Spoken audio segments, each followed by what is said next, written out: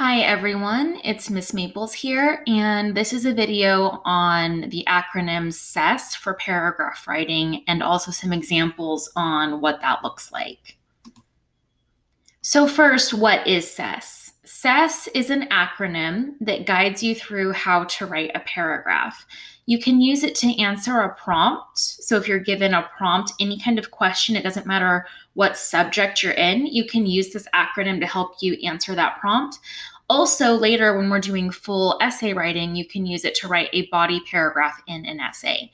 And CeESS stands for the first part, claim, elaborate, then evidence, then support, then significance. And I'm going to work through each of those letters.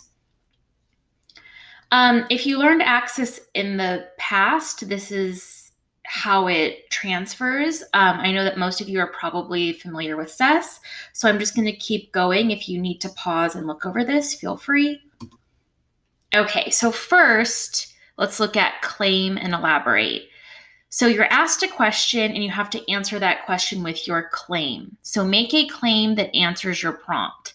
Sometimes you will include title, author, genre, or I call that tag, in your claim. And other times you might wait and put that in the evidence part of your paragraph. And I will show you an example of each at the end of this presentation. So basically, claim is just a nice, strong statement that answers the prompt. Elaborate is optional, okay? So once you have written your claim, stop and check it and then think, is it detailed? Could you possibly add another sentence to make what you're claiming clearer or stronger? Sometimes one sentence isn't enough. If so, add a second sentence to elaborate on your claim and really make it clear what it is that you are going to be proving in your paragraph. Evidence. So whenever you are writing a paragraph to prove a point, you have to provide evidence to back it up, okay? So provide evidence from your reading that relates to and helps to prove your claim. Go back to your reading and find 1 to 2 pieces of evidence that you can quote word for word into your paragraph, okay? So you're actually going to go back in, choose a section of text, word for word, put it into your own paragraph and put quote marks around it. You also need to lead into your evidence with context from the reading. You don't just write a claim and then drop a quote in with nothing to explain it or lead into it. And I will show you what adding context looks like with my example paragraph at the end of this presentation. Next, in order to prove your point, you have to support it. So you write your claim, you give your evidence, and then you need to support your claim. So ask yourself, how does my evidence support my claim? How can I elaborate on this? Here, you need to expand on the evidence you provided and go into greater detail to prove your claim. You may even go beyond the evidence you provided and make other small points to support your paragraph's claim. But this is the most important part of your paragraph. This really is what sets apart just a basic, boring, ineffective paragraph and an amazing paragraph that really proves something. So here you're connecting the dots for your reader. You're like a lawyer in a closing argument. You really need to prove your point here, prove your claim, okay? Imagine someone asking you, so what? Like, I don't get how your evidence is proving your point. Really prove it to them here. Okay, and then you're going to end your paragraph with a statement of significance. So this is your last chance to point out how your claim and everything you wrote really matter. This is where you get deep, okay? So depending on the type of writing you're doing, these questions below might help you write your significance. So you might be thinking something like, why is this claim important to the larger topic? Or why is your claim important to the author's purpose? Okay, so these questions might help you write your significance, but really the question you want to keep in mind as you're writing significance is, so what? Why does this matter? So I have written 2 example paragraphs to show you what CeESS looks like. This first paragraph is like an argumentative one. So imagine you're given a prompt that says, which subject is the most important to study in school? So I wrote this, so obviously I chose English. So this is how I can use CeESS to answer this prompt. So here's my claim. English is the most important subject to study in school. I've answered the question, right? But I decided to add an elaborate sentence to really clarify what it is I'm trying to prove. Of all subjects, it provides students with the widest range of skills needed to be successful in life. So as you can see, it is very clear what I am trying to prove here. I have answered my prompt. English is the most important, and then I even elaborate to say it gives you the widest range of skills needed to be successful. Next, I need to provide evidence, okay? And I lead into my evidence with where I'm pulling it from. So it's kind of that title, author, genre part. I'm just giving you where I'm getting this evidence from.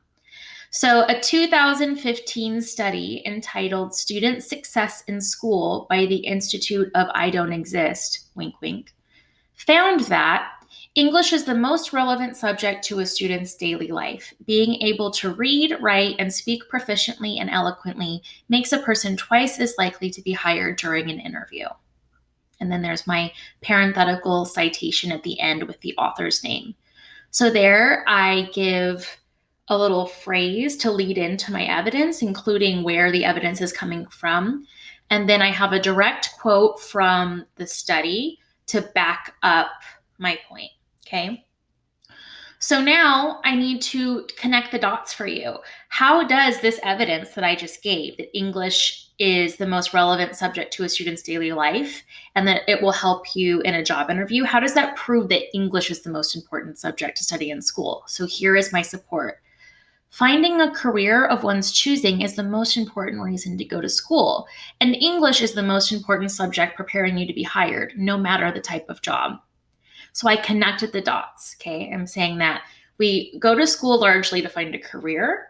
English will help you get that job. Therefore, it is the most important subject, okay? And here's my significance.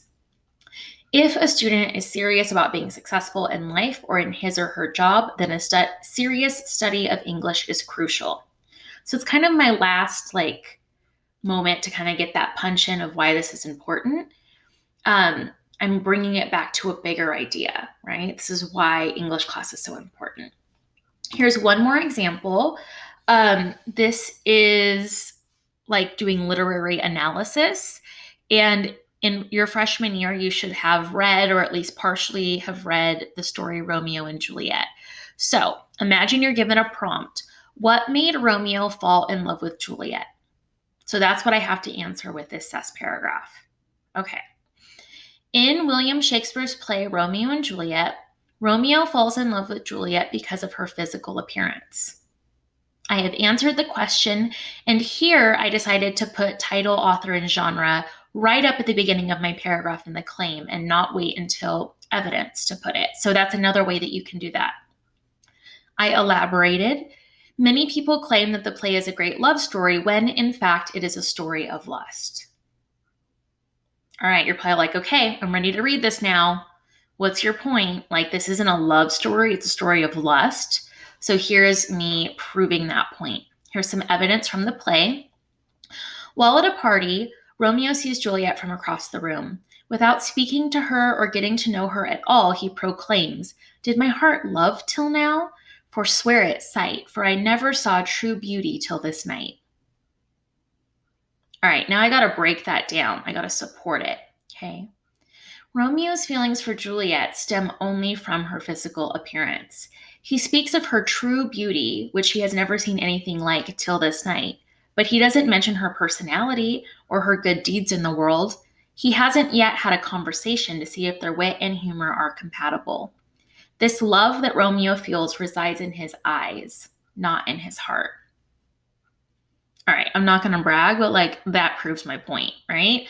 I broke down that quote that he's basically just seeing her from across the room, and he says that he loves her, but I'm pointing out that that's not love, right? He's only seen her. He knows nothing about her outside of what she looks like.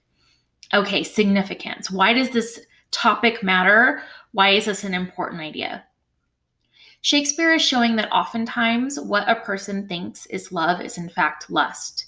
Love at first sight is impossible since true love requires really knowing another person. So I have proven my point, and I have done so with trying to create interest in the topic. Okay, so even though it's not a super long paragraph, I feel like it does a nice job. So, with this information, you are now ready to write a CeESS paragraph. Feel free to come back to this video anytime to look at my examples or re listen to me explain it. All right, thank you all for listening.